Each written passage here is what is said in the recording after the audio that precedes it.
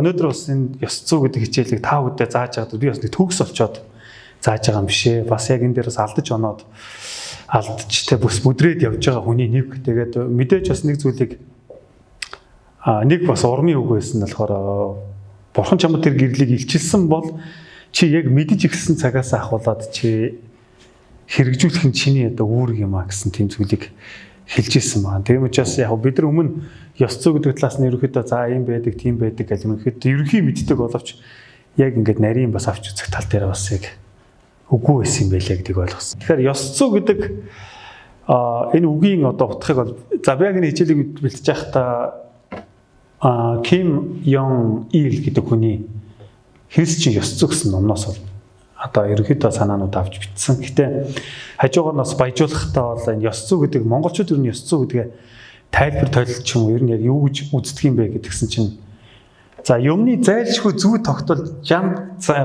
тавилан гэсэн утгаараа ёс зүй гэдэг маань бол илэрхийлэгдэж байгаа. За мос дэлхийн нэг алдартай ч юм уу ёс суртахууныг тодорхойлогч Аристотель гэдэг хүн байдаг. Тэр хүртэл хэлэхдээ ёс зүй гэдэг нь хүн юу хийж юунаас татгалзах ёстойг судалдаг ухааны нэр юм а гэж хэлсэн байна. Тэгэхээр ёс зүй гэдэг нь өөрөө хүн юу хийж юунаас татгалзах ёстойг мэддэг гэсэн маань. За тэгвэл дахиад за энэ Монголын бас нэг нэлээд нэрт эдэмтдийн нэг одоо судлагдсан ухааны хүн тийм.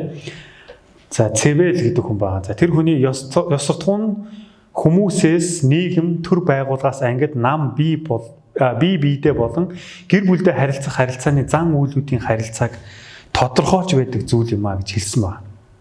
За тэгвэл ёс зүй гэдэг маань яг ерөнхийдөө дэлхий дээр байдаг хүмүүсийн ёс зүйн ойлголт бол энэ байна. Тэгэхээр яг энэ ёс зүй гэдэг зүйлээ ерөнхийд нэг аваад үзэхээр юу вэ гэд аваад үзэхээр зөв буруу гэсэн энэ хоёр асуултан дээр л явж байгаа. Энэ зөв үү, энэ буруу юу гэдэг. Яг ёс зүйг за яг энэ ёс зүйтэй зүйл мөн үү гэдэг дээр ингээд яг бид нар асуулт дээр тулгархад энэ зөв үү, буруу юу гэсэн л ганц одоо яг энэ асуулт хоёр асуултан дээр л ирдэг юм билээ ерөөс. За тэгэхээр дэлхийн ертөнцийн дээр яг ямар ёс зүй хэрэгжээд идэх хэл дэлхийн өөрсдийнх нь тогтоосон дэг журам за үн цэнийг тогтоодог тийм хууль дүрмнүүдтэй ингээд болцсон байна. За энэ зүйлээс одоо бид нар энэ зүйлийн дагуу амьдардаг. Жишээлбэл одоо энэ замын хөдөлгөөний дүрм журам. За бид нар алан байгууллагын дүрм. Өнөөдөр манай сүм хүртлөөр гэсэн дүрмтэй. Тэгээд энэ тэр дүрмийн дагуу бид нар яваад байна гэдэг чинь тэрний хэсгээр энэ зөв юм аа. Энэ дүрмээр явал энэ зөв юм а гэсэн зүйлийг гаргаж ирсэн нь болохоор ёс зүйн хэмжээг нь өгж байгаа нэг тийм бас ойлголт байгаа.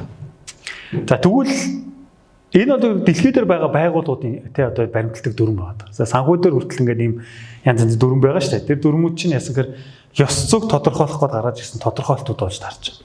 За тэгсэн чинь Христ итгэлтнүүдийн хувьд ер нь тий яг ёс зүй гэдээ бид нэг ярихаараа бурхан дээр очиж байгаа. Ёс зүй гэдэг. Бурханаас өөр ихтэй зүйл байхгүй болчих. Бурхан ёс зүйн хэмжээгийн хамгийн дээд илэрхийлэл болчиход байгаа. Тэгэхээр энэ маань юу гэсэн үг гэхээр Христ итгэлд бидний хувьд болохоор Бурханы тогтоосон хууль дүрм үн цэний хэмжүүр тэг хүний ёс суртахуунлаг амьдралын зөв бурууг дэнсэлж байдгаа гэсэн ойлголтын дээр очиж байгаа. Ясаг Бурханы бидэнд өгсөн нөгөө одоо хууль дүрм Библиэлд байгаа сургаалууд те өнөөдөр шаббат хичээлдэр байгаа сургаалууд өнөөдөр бидний бас амьдралд тутам орж байгаа энэ бүгд маань ясангаар Бурханаар тогтоогдсон хууль дүрмүүд нь миний амьдралд хэрэгжихдээ зөв бурууг дэнсэлж байгаа бол энэ өөрөө ёс суртахуун дээр очиж байна гэж үзэж болж байгаа. За тэгвэл Христ итгэлд ёс зүй гэдэг нь өөрөө яг юу вэ гэж асууж байгаа. Христ итгэлд ёс зүй гэдэг нь яг юу вэ? Христчин ёс зүй гэдэг номын тодорхойлсон Young Il пастор гэдэг энэ хүмүүс бас нь хоёр ишлэгийг гол алгаж авсан байна. Мика номын 6-гийн 8 дугаар ишлэл байгаа эхнийх нь. За юу сайн болохыг хүүмэн чамд тэр айлтсан. Зөвийг үлд инэрлийг хайрл. Өөрийн бурхантай дарга нараа алах гэхээс өөр тэр юуг чамаас шаарддаг юм бэ гэсэн. Хуучин гэрээн дээрх одоо Бурхны хүмүүст тавьдаг ёс зүйн хэмжээтэй холбоотой асуулт байна. Одоо энэ Библийн одоо юу байгаа? Заавар байгаа.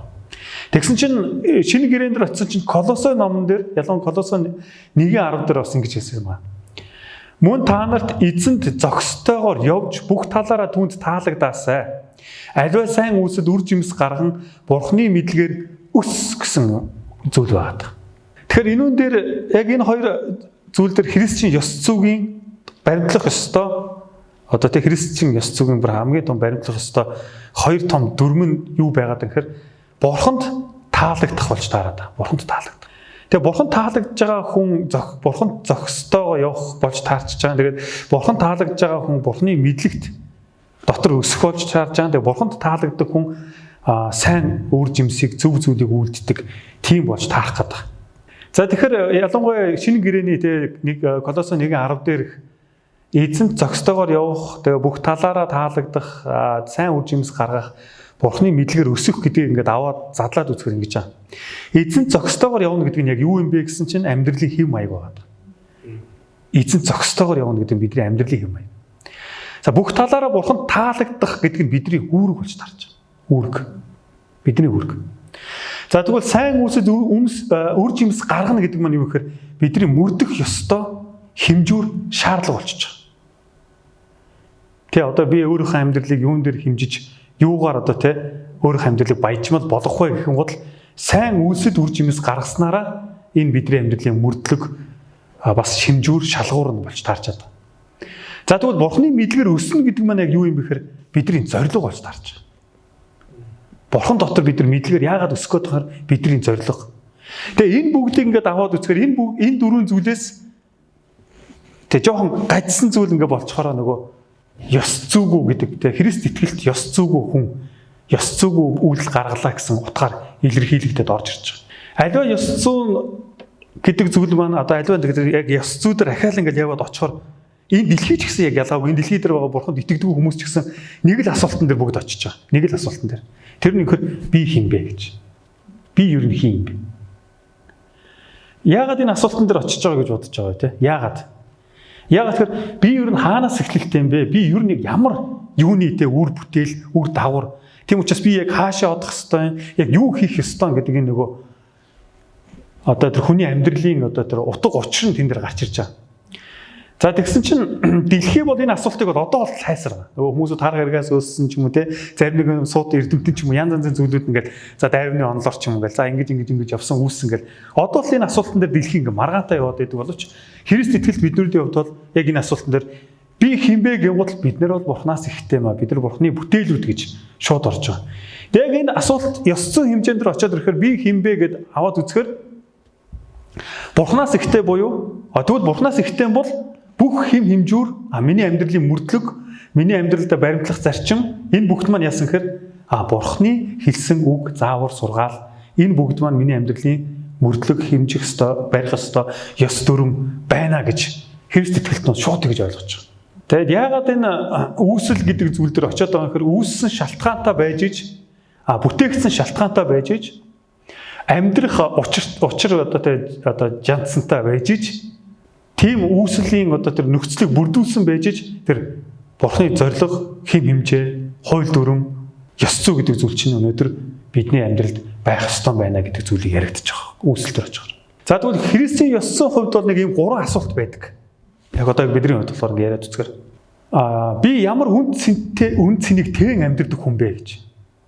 Тэгэхээр нөгөө дэлхийн одоо бурханд итгэдэг ч юм тийм улсуудын хувьд болохоор би ямар үнд цэнийг хайж байна гэдээ үзэхээр би баян болох нь миний амьдралын үн чинэрийн утга юм байна гэд баян болохлоо ингээд мөнгө төгрөгийн араас хөөцөлдөд баян болчихж байгаа. Тэгээ нэг сэтгэл нь ханахгүй байгаад эхэлж байгаа. За нэг бол одоо юу гэдэг чинь би одоо эрүүл болмоор юм ингээл за нэг чад хатахаараа мундаг эмчнэр дээр нь очил зарим нэг эрүүл болчихж байгаа. Тэгээд зогсчихж байгаа. Нэг яг нөгөө тийм юугаа цаатлын мөн чанар ингээд зогсоод ингээд байхгүй болчихж байгаа. Тэгвэл Христ итгэлт бидний хувьд би ямар үн цэнийг тээж амьдарч байгаа юм бэ гэд. За энийг бол бид нар дараа нь яг ингээд хариулаад явна. Та бодож байгаа би бас яг ямар үн цэнийг тээж амьдарч байгаа хүн бэ гэдэг тэр. Энэ яг ёс зүй дээр очихороо яг ийм асуулт бид нар тэр ирж байгаа. Хоёр дахь асуулт нь юу гэж ирж байгаа гэхээр за бурхны сүмийн эдис болохын хувьд би ер нь ямар үүрэгтэй бэ? Тэгээ энэ бол бас нөгөө утгаар нэг юм бол тэгээ би бурхны одоо сүмд хамрагдчих юм. Би бурханд итгэцэн бай тэ. Гэтэл би одоо яг ямар үүрэгтэй юм бэ? Энэ яхаарахгүй нөгөө үүсэлтэй бүтээгдсэнтэй холбоотой зүйл байгааг та бас анзаарч байгаа. Тэгээ гурав дахь нь юу гэж байгаа гэхээр бурхны хүүхэд босныхаа хувьд Есүсийн дагалдагч босныхаа хувьд би яаж амьдрах ёстой бэ? За энэ гурван асуулт христчийн ёс зүйн хувьд бол аюул чухал болж таарч байгаа. Өнөөдөр бидний амьдрал дээр хэрэгжүүлэх, амьдрал дээр гараад ингээд амьдрах те амьдралын мөрдлөгөө болгоход ерөөсөө энэ гурван асуултаас бид нар гарахгүй болч таарж байгаа. Би ямар үн цэнийг тань амьдарч байгаа хүн юм бэ? Ёс зүйн хувьд болчих жоо тийм. Би яг ямар үн цэнийг тань амьдарч байгаа юм бэ? За яг энийг бидэрт хамгийн их тод ингээд бүр аюу том жишээ болгоод ингээд илэрхийлэл болгоод өгсөн бидний итгэдэг тэ агуу Иесус Христ тодорхойлж байгаа.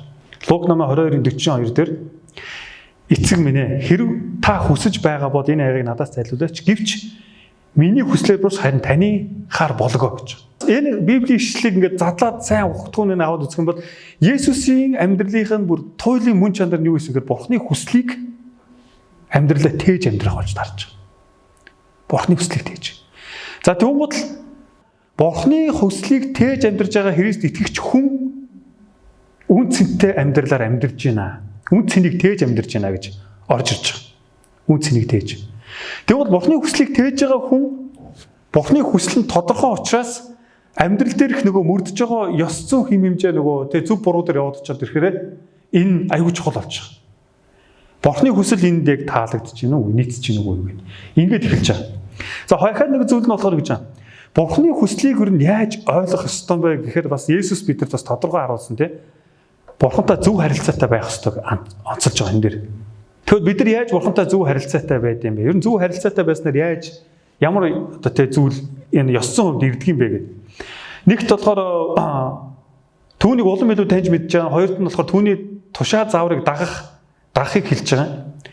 За Бурхны хүслийг одоо тэ бас гүйцэхтэр юу хийх ёстой гэдгээ мэдээд эхэлж байгаа. За Бурхны хүслийг гүйцэх ёстой талаасаа ёс зүйн талаасаа тэ энэ нь бидний үн цэн юм байна гэдгийг ойлгоод эхэлж байгаа. Тэгвэл Бурхан бидэртэй яаж харилцдаг юм бэ гэдгийг бол за нөгөө Библи байна, пасторуудын сургаал номлууд байна, шаббат хичээлүүд байна. За тэгвэл Бурханы эдис болохын хувьд би ямар үүрэгтэй вэ гэхээр Мика номын 6:8 дээр хариулт нь байгаа. Юун сайн болохыг хүмүн чамд тэр айлцсан. Зөвийг үйлд инэрлийг хайрл, өөрийн Бурхантай даруйнаар алах гэхээс тэр өөр юуг чамаас шаарддаг юм бэ гэж задлаад гүн утгаар нь ойлгох юм бол эхний зүйл нь болохоор яасан. Бид нар Бурханы заавар сургаалыг яагаад судлаад байгаа юм гэхээр тэнд Бурханы хүсэл байгаа учраас судлаад байгаа. Бурханы хүсэл чинь энэ юм байна гэдээ олоо тогтоongод нөгөө Бурханы нөгөө тааламжтай зохистой тий энэ хүсэлтээр бид нар энэ амьдралын маань зориг хэмжүүр маань яаж явах ёстой юм бэ гэдгээ ойлгочихж байгаа. За нөгөө ойлгоцсон учраас тэгвэл нөгөө зүйлийг бид нар системтэй судлаад яг үннийг ингээд тодорхойлоод гаргаад ирсэн учраас за тэгвэл бид нар өдөр тутмын амьдрал дээр ер нь яг энийг яаж хэрэгжүүлэх ёстой юм бэ гэдгээ илүү тод ингээд харагдаад эхэлж байгаа. За ингэснээр бидний нөгөө Бурхны сүмийн эдис босныхоо хувьд бол бидний үүрэг юу юм бэ гэхээр Бурхны хүслийг нэгт Библиэс, Бурхны үгнээс, Бурхны хүмүүсээс олж тогтоогоод тэрийг өдөр тутмын амьдралдаа хэрэгжүүлэх нь хамгийн чухал үүрэгтэй болж таарж байгаа. Тэгээ өнөөдрийн манай сүмээс хүмүүсийн яагаад сүмд ирээд байгаа зорилго нь бол энэ болж таарж байгаа. Яагаад сүмд ирээд магтаалыг өргөчөөд тэгээд бас Бурхны үгийг сонсоод тэгээ гарч байгаа юм бэ гэхээр би өнөөдөр Бурхны үгийг ингэж ятгалгыг би авлаа. Тийм учраас би энэ үгийг би амьдралдаа тээж амьдрах болно гэдэг нь таны өнөөдрийн үн цэн ахад энэ амьдрал дээр гарах ёс зүйн баримжаа чинь болж тарж байгаа. За тэгвэл Бурхны хүүхэд болсныхоо хувьд Есүсийн дагалдагч болохын хувьд би яаж амьдрах ёстой вэ гэж. За тэгэхээр нийгэм болоод христчин ёс зүй хоёрыг энэ дээр ингээд задлж ингээд үзэж байгаа. За нийгмийн ёс зүй дээр хүн дээр ингээд аваад үзэхээр гарааны цэг буюу хүн ер нь хаанаас эхэлэлтэй ер нь яах ёстой бэ гэхээр хүн дээр л очиод идэх хүн гэдэг одоо үзэл дээр. Ерөөсө бүх үзэл нь хүн дээр очиж идэг. Чи чухал, чи чадна, чи мундаг ч юм те. Чи энийг хийж чадна гэсэн хүн дээр ингээд дандаа тулгуурладаг. Тэгээ энэ дээр нөгөө хүний бодол санаа, хүний төлөвлөгөө, хүний гаргасан дүрм журам тэр бүх зүйл яасан гэхээр нийгмийн ёс зүй дээр хэрэгжиж идэг гэсэн. Энэ нь болохоор за энэ хүн өстой түрүүн Аристотель гэдэг хүний үгэд бид дурдсан шүү дээ. Энэ ёс зүйг ингээд ярьчихжээ гэдэг шиг байгууллагын дүрм журмыг те бид нар хүмүүс л тэр дундаа нэгдээд ингээд гаргаж байгаа шүү дээ. Тэгвэл энэ бас яг нөгөө нийгмийн ёс зүйдээ орж байгаа. За тэгсэн чинь христчин яг ёс зүй дээр ингээд ярьж үзэх юм бол гарааны цэг нь бурхан байх хэрэгтэй. Бурханы тогтоосон хууль дүрм, Бурханы тогтоосон дэг журам, Бурханы тогтоосон ясан эрх мэдлэг энэ зүйлийг л онцлох болж таарч байгаа. За тэгвэл шийдвэр гаргалтын дээр яад юм бэ гэхээр нөгөө нийгмийн ёс суртахуун чинь хүн төвт сургаал дээр суурилж идэг. хүн төвч сургаал дээр суурилж идэг. Тэр хүн тэгээ хэлсэн байна. Энэ хүн ингэ хэлсэн байна гэдэг ингээд олон хүний хэлсэн зүйлээс ингээд нөгөө зүйлүүд ингээд баталгаажуулаад за энэ бол туйлын үнэ. Нэг бол олонхоор нийлээд ингээд санд өргөөд за энэ бол туйлын үнэ. Нэг бол хин нэгэн эрх мэдэлтэй хүн шийдвэр гаргалтан дээр за энэ бол үнэн гэж би үзэж байгаа учраас гээд нөгөөдүүл нь тэрийг даахыг энэ нийгэмдэр хүрээд ирэхээр нэг шийдвэр гаргалтан дээр хүн дээр ахад төвлөрж идэг. Шийдвэр гаргалт. Тэгсэн чинь Христийн ёс зүйн хувьд болохоор шийдвэр гаргалтан дандаа бурхан дээр суурилж идэг. Бурхан энэ асуудал дээр ингэж хандж байна. Бурхан ийм зүйлээр ингэж шийдсэн.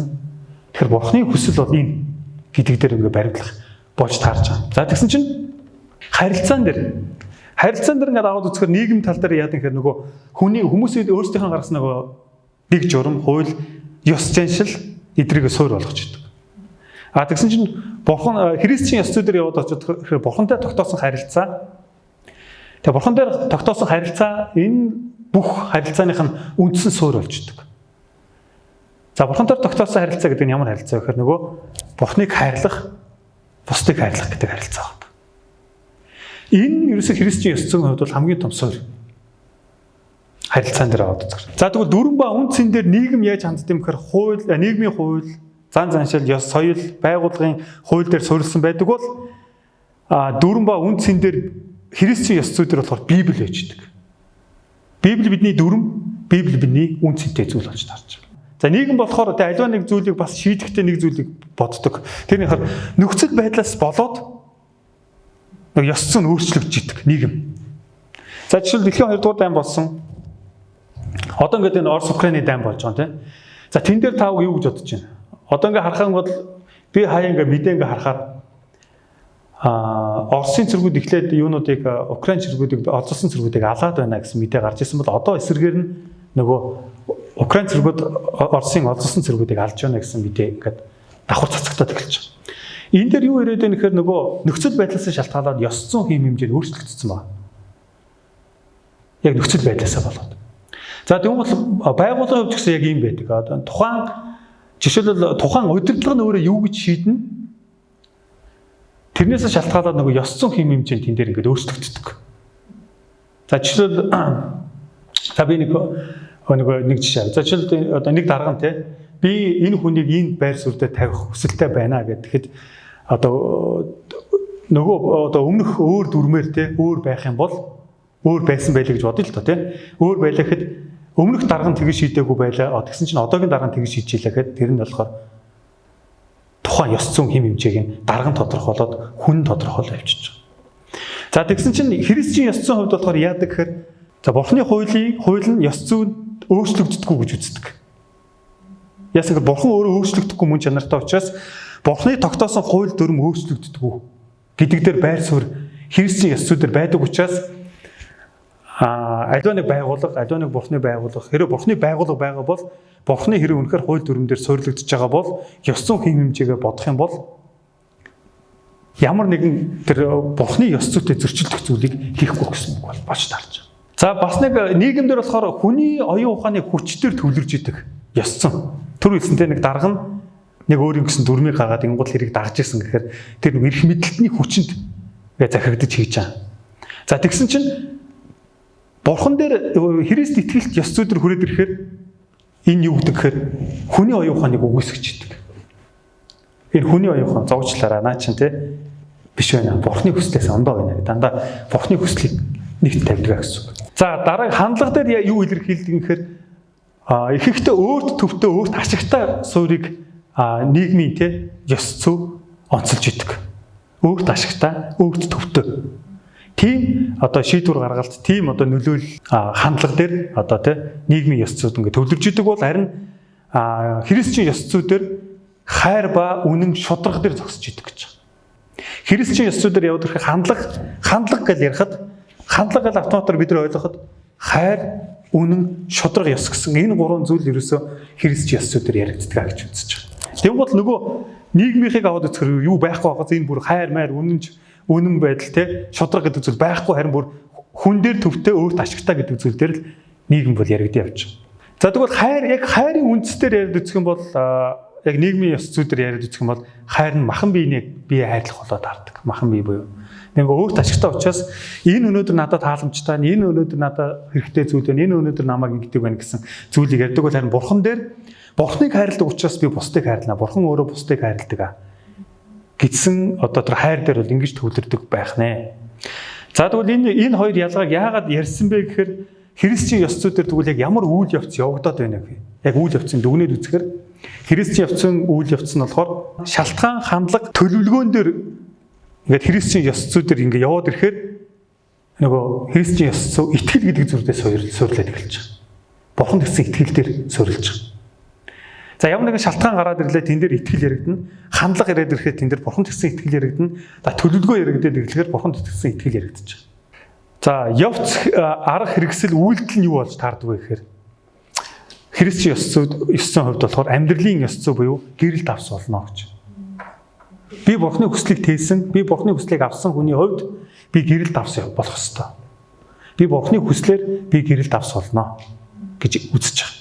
За тэгвэл үр дүн христийн ёс зүйдэр юу яригддаг юм гэхээр сайн үр жимс гэдэг зүйл яригдаж байгаа. Үр дүн. Тэгэхээр би итгэл дээр суйрлагдсан амьдралын ёс зүй маань амьдрал дээр би гэрэл давс болох ёстой. Тэгээ миний үр бүтээл маань юу байх гэхээр сайн, бурхан таалагдсан хамгийн сайн үр жимс байх ёстой гэдэг тэр христийн одоо ёс зүйн үйл явц нь явагддаг байх нэ. За тэгвэл одоо би та бүдээс ёс зүйн асуулт асууя. Тэ та бүдээс хариулах гэж үзээрэй. За нэг жишээ авъя.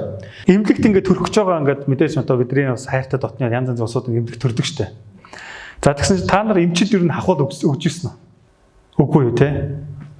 За өгж байгааг бол амин. За тэгвэл завханд нэг юм түүх болсон. Яасан гэхээр нэг ядруухан айлын эмэгтэй ороод төрөх болсон. Тэгээ нөгөө завханд чинь тийм уламжлал байдаг юм байна л да. Хүмүүс уламжлал биш хүмүүс нөгөө эмчнэртээ тийм нэг зайг тогтцсон ахуулын. Тэгээ яасан гэхээр тэр эмчнэрийн нэгнийх нь одоо тэг гол эмчийнх нь ичийн нөхөстэй байд юм байна. Тэгээ нөгөө улсуудын хоолнд оруулах хэрэгтэй байд юм байна. За энүүнээсээ болоогүйгээс энийг нэг хийгээгүйсээ болоод хүүхэд нь бүртэлтэй төрөөд ингээд хүүхэд нь асуурч байгаа. За тэгээд нөгөө гэр бүл маань дараагийн хүүхэд дээр ямар арга хэмжээ яасан гэхээр бүр ихнээс ингээ мөнгө цуглуулад бэлдээд ингээд авахул нөгөөд ингээд 9 минут сайхан хүүхэдтэй болоод төрж байгаа. За энэ ёс зүйн хувьд те ямар зүйл гарч байна. За бид нар эмчийн ёс зүйн мөс зүй тангар мангар гэдэг байдаг тийм ээ. Тэгвэл нийгэм дээр ингээд энийг аваад үзэхээр нийгмийн ёс зүй яаж байна? Хүн төвлөрж байгааз. Хүн төвлөрж байгаа учраас тэгэхээр ёс зүй энэ дээр яг юун дээр яригддаг вэ гэхээр хүний амь насны асуудал дээр яригдаад ирэхээр ёс зүй гол нь яригдаж байгаа байхгүй. Тэгээ нэг яг хидэн зүйл дээр яг юу ёс зүй яригддаг нь болохоор эхнийх нь амь насны асуудал дээр, хоёр дахь нь нөгөө амьдралын асуудал дээр. Одоо миний амьдралын асуудал дээр. Одоо миний ирээдүйн амьдралын асуудал дээр яригдахад хамгийн сүүлчийнх нь одоо ёс зүй бас юун дээр яригддаг гэхээр нөгөө зан чанар дээр айгүйх яригддаг юм байна. Зан чанарын хандлага дээр. За тэгвэл саяны энэ дээр ингээд аваад үзэхээр ингээд яаж юм? Эмнэлэгт за би дараагийн хүүхдээ алдахгүй тулд тийм ээ.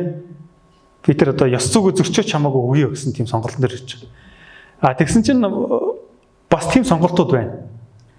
Хувийн эмнэлэгт бас төрдөг тийм бас юунууд гараад ирсэн шүү дээ. Тэгвэл заавалчгүй тэр улсын эмнэлэгч юм янз янзын зүйл хахуул өгж явахаар би хувийн эмнэлэгтийн мөнгийг цуглуулад ингээд юу ячаа гэсэн тийм сонголт байгаа. Тэгэхээр яг энэ сонголтон дээр ирэхээр хүн аль нь хамгийн зөв сонголт нь вэ гэдгийг л сонгох нь нөгөө ёс зүйтэй буй юу гэдэг дээр нь яригдах гад бош таарад байгаа байхгүй.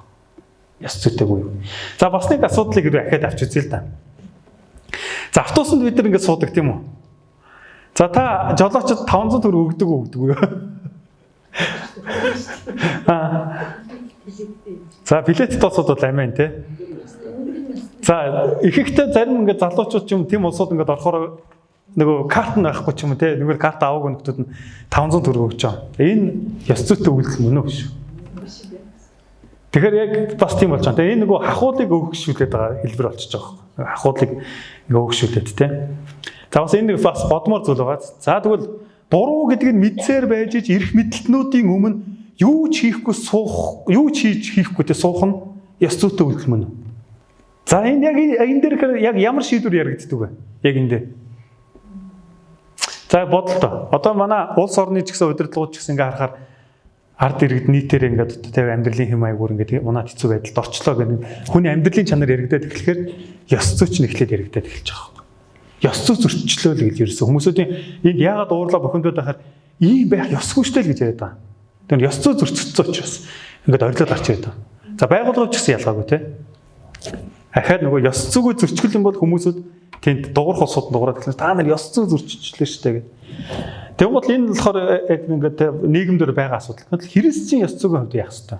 Нөгөө бид нар бурханд итгэсэн юугаар баримтлах болж тарах гэдэг байна.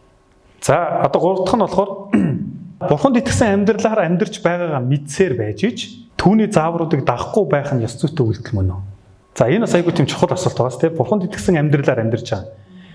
Бүр ялангуяа энэ дээр юу гэж үздэг гэхээр бурхнаас өгөгдсөн амин амьсгалыг чи тээж амьдарч байгаа хүний хувьд тийм энийг чи мэдсээр байж ич түүний заавруудыг дагахгүй амьдрах нь ёс зүйтэй үйлдэл мөн үү? Бурхан дээр ёс зүйтэй тийм чи бурханд өөрөө ёс зүйтэй хандж гин үү гэдэг асуулт гарч ирж байгаа. За би яг өмнөх хоёр дээр заа мэдээж ингээд тий.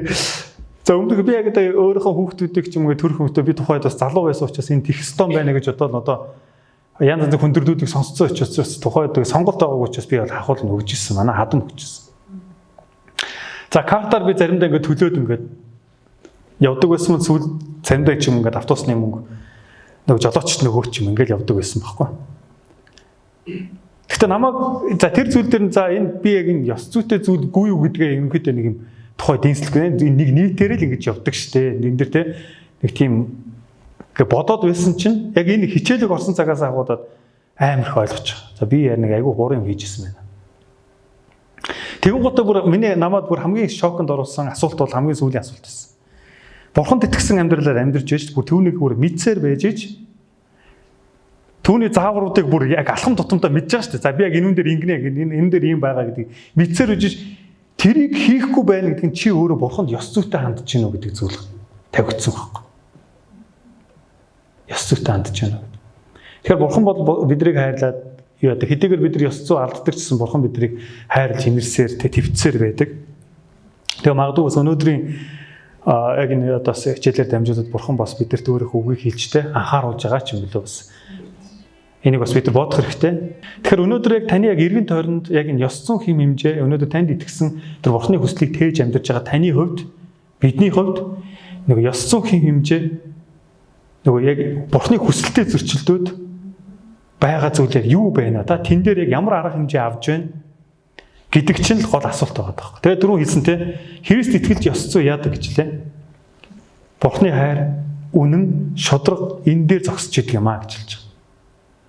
Тэгэхээр энэ зүйлээсээ Христ итгэлт хүн алдах юм бол энэ зүйл ингээд хаях юм бол нөгөө бурхны хүсэл гэдэг зүйл нь байхгүй болж байгаа. Бурхны хүслийг гээж байгаа. Тэгээ бурхны үгэнд итгэнэ гэдэг итгэл байхгүй болж таарч байгаа. Тэгэхээр бурханд итгэсэн хүн бол үнэхээр Библиэд итгэж байгаа хүн бол нөгөө би бурхны амьдралаар амьдарч байгаа гэж бодож байгаа хүн бол хайр, үнэн, шудраг гэдэг энэ зүйлийг амьдралдаа үр жимс болгон гаргах нь хамгийн чухал болж таарч байгаа. Тэгэхээр ахад хэлээ те бурхны хайр үнэн шудраг байдал. Тэгэхээр яа харахгүй Христ итгэж бид нар энд ихэд ирэх заримдаа бол яа харахгүй давс те шорог давс нэг бол яа харахгүй заримдаа гал заримдаа яа харахгүй бос заримдаа бусдын те бүр дургу хүрэхээр тийм усуд бас таарч байгаа байхгүй энэний хувьд бол бид нар яг тэр ёс зүйн талаасаа дуурахад тэдгэр улсуудын дургуун хүрэн эсэргүүцсэн зарим нэгэд янз янзын зүйл нь болно те. Тэгэхээр би энэ дээр та бүхэнд юу гэж урамшуулт маань гэхээр санаа зовтгоо. Бурхан танд хүслээ мэдүүлсэн учраас тантай бурхан хамт байгаа. Тийм учраас бурханы хайр, үнэн, шударгыг гаргахтаа хизээч битгий имэж байгаарай. Үнэхээр та тэрийг энэ бол үнэхээр буруу байна гэдгийг мэдсэн бол та гараа хөнхөө суух нь харин та ёс зүгөө зөрчиж байгаа хэрэг болж байгаа шүү гэж хэлмээр тий.